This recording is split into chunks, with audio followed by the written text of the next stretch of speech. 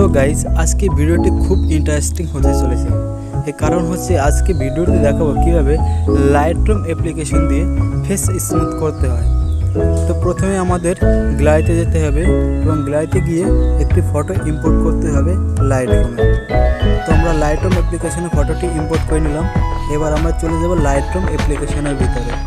তো এখানে অল ফটোতে যাব, এখানে দেখতে পাবো আমাদের ফটোটি ইম্পোর্ট হয়ে গেছে। এখন আমাদের ফটোটিকে কালার কারেকশন করে নিতে হবে।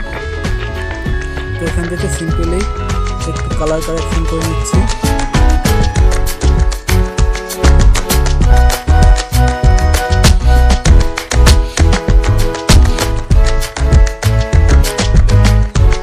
দেন আমাদের কালার কারেকশন হয়ে গেছে।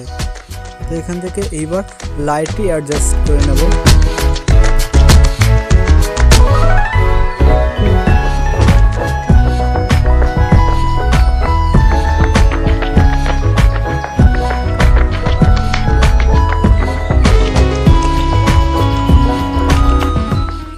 আমাদের লাইটটি অ্যাডজাস্ট করাও হয়ে গেছে।